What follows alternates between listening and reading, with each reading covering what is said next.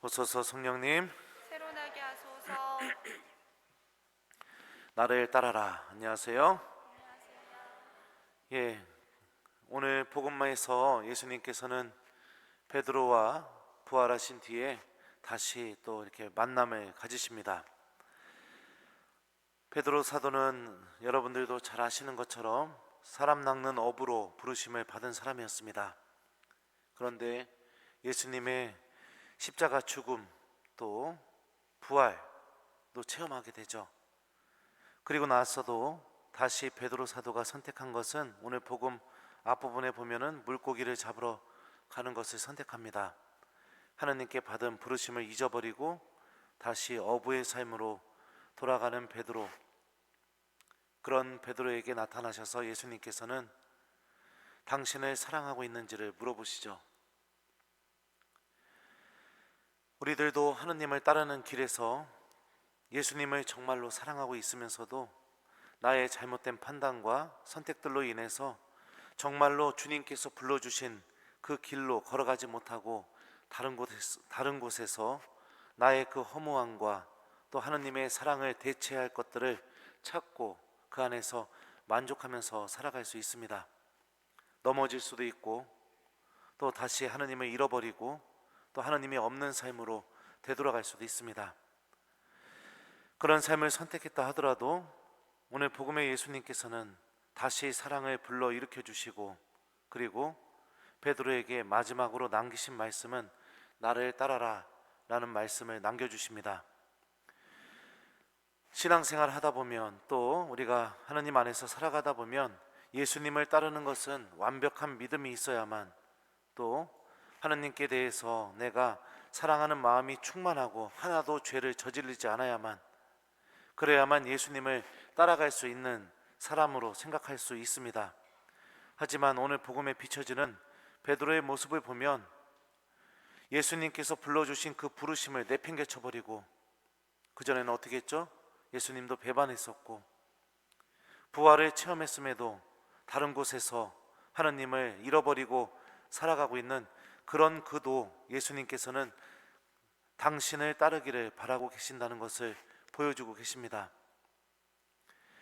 주님께서는 완벽한 믿음 안에서 당신을 따르는 것이 중요한 것이 아닙니다.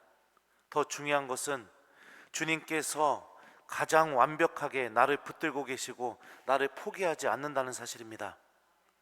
그 사실이 내 안에서 살아있을 때, 그 사실에 우리들이 믿음을 두게 될 때 죄를 지은 우리도, 부족한 우리도, 또 정말로 어떻게 저런 사람이 하나님을 따를 수 있을까 여겨지는 그 사람도 그 하나님의 엄청난 사랑과 절대로 버리거나 포기하지 못하는 하나님의 그 열정, 그것 때문에 예수님을 따를 수 있는 것입니다. 베드로의 부르심은 바로 끝까지 포기하지 않으시는 예수님의 사랑입니다. 베드로는 한 게 없습니다. 베드로는 예수님께 완벽한 믿음을 준 적도 없습니다. 그는 끊임없이 실패했고 끊임없이 넘어졌고 끊임없이 예수님이 원하지 않는 그런 것들만 선택했습니다. 그럼에도 불구하고 그가 예수님을 따를 수 있었던 것은 그를 끝까지 버리지 않고, 그럼에도 불구하고 그를 붙들고 계시고 그를 절대로 포기하지 않는 예수님의 사랑 때문이었습니다. 그리고 요한의 아들 시몬아, 너는 이들이 나를 사랑하는 것보다 더 나를 사랑하느냐 라는 이 예수님의 말씀은 당신이 얼마나 베드로 사도를 붙들고 있는지, 또 얼마나 베드로 사도를 포기하지 못하는지 그 마음을 다시 일깨워주는 질문이었죠. 사랑은 그렇습니다. 포기하는 것은 사랑이 아닙니다. 조금만 상처받아도 버리는 것도 사랑이 아닙니다. 내가 화가 난다고 그 사람과의 관계를 단절하는 것도 사랑이 아닙니다. 사랑은 절대로 누군가를 버리거나 포기하거나 마음의 문을 닫거나 그러지 못하게 만드는 게 사랑입니다. 하느님을 따라가는 그 길에서 우리들이 인간적인 눈으로 보면 어떻게 저런 사람이 하느님을 따를 수 있는가? 어떻게 저런 사람이 우리 본당에서 이런 봉사를 할 수 있는가? 이런 생각들이 들 때가 있을 수도 있습니다. 하지만 기억했으면 좋겠습니다. 그런 사람을 하느님이 포기하지 않습니다. 그런 사람을 하느님께서 절대로 손을 놓지 않습니다. 그런 사람을 하느님께서 당신의 전능하신 힘으로 이끌고 계십니다. 그러기에 우리가 본당 안에서 봉사자들을 바라보면서 쉽게 생각할 수 있는 그런 유혹들이죠. 어떻게 저런 사람이 저런 직책을 맡아? 와, 신부님 좀 판단력이 좀 그러시네. 아니면 또 어떻게 생각합니까? 야, 신부님하고 친하게 지내더니 결국엔 저 자리 가네. 예. 이렇게 생각하고 판단하는 거, 이거는 정말로 신앙이 전혀 없는 사람들의 판단이고 생각이라는 걸 알 수 있죠. 나를 따라라. 요한복음에서 나를 따라라 라는 이 말씀은 바로 여기에 나옵니다. 복음서의 맨 마지막 부분에. 공간복음에서 예수님은 제자들을 처음 만났을 때 나를 따라라 라고 말씀하셨지만, 요한복음서는 예수님께서 베드로에게 나를 따라라 라고 말씀하신 게 바로 복음의 마지막 부분, 예수님의 공생활, 순환, 죽음, 부활, 그리고 부활 이후에 자신이 받은 부르심을 유지하는 데도 실패했을 때, 그 순간에 예수님은 베드로에게 나를 따라라 라고 말씀하십니다. 모든 것이 무너지고 바닥에 주저앉은 그 순간에 나를 따라라 라고 말씀하시죠. 여러분들 기억하십시오. 절망이 여러분들을 뒤덮을 때, 또 여러분들이 큰 죄 속에 놓이게 될 때, 또 여러분들이 하나님께 대한 믿음을 잃어버리고 어디로 가야 될지 모르는 그 상태에 놓일 때, 주님께서 여러분들에게 어떤 말씀을 해주시는지 분명하게 기억하셨으면 좋겠습니다. 그 하나님께서 여러분들에게 해주실 그 말씀은 바로 이 말씀입니다. 나를 따라라. 바로 그 순간에 하나님께서는 내가 당신을 따르기를 바라고 계십니다. 그러니 우리들에게 정말로 필요한 것은 지금까지 잘못했던 내 모습, 지금까지 내가 걸어왔던 잘못된 길, 또 지금까지 내가 가지고 있었던 내 안에 갖고 있는 그런 죄라든지 하나님께 다가가지 못하는 그 마음, 그것을 바라보지 마시고 주님께서 가장 내가 밑바닥에 내려갔을 때 나에게 해주시는 말씀, 나를 따라라 라는 이 말씀에 믿음을 두고 다시 하느님을 따라가는 삶을 선택하는 우리 교우들이 되었으면 좋겠습니다.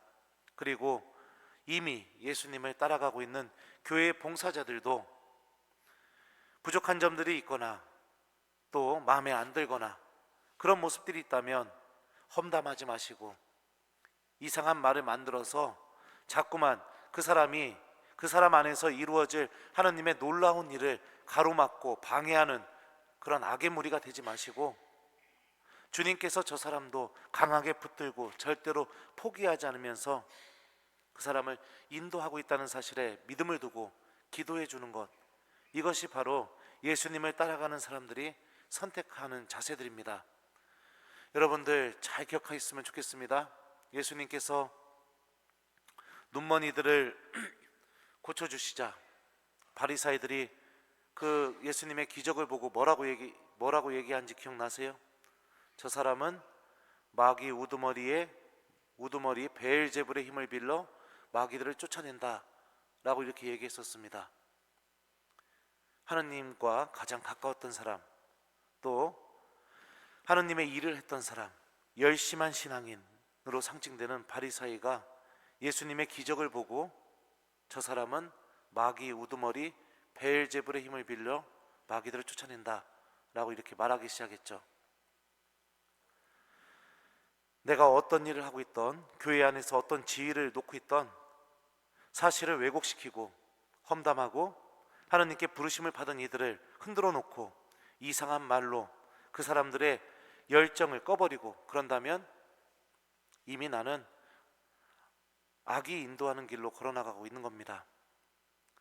만약에 내가 그런 선택을 했다 하더라도 주님께서는 나에게 이 말씀을 해주실 겁니다. 나를 따라라. 명확한 사실입니다. 어떤 상황에서든지 하느님을 따르는 것을 중단하지 마십시오. 그리고 주님께서는 나를 절대로 포기하거나 버리거나 내던지지 않으시는 분이라는 것을 기억하면서 주님께서 베드로에게 해주셨던 이 마지막 말씀, 나를 따라라 라는 이 말씀을 오늘 하루 우리들 가슴 안에 담고 내가 어떤 상황에서든지 하느님을 바라보고 하느님을 따라가는 그런 신앙인이 되는 하루가 되었으면 좋겠습니다. 내가 가지고 있는 하느님의 사랑, 바로 그분을 따라가는 것을 선택함으로써 그 사랑이 열매를 맺도록 노력하는 오늘 하루가 되시길 바랍니다. 나를 따라라. 아멘.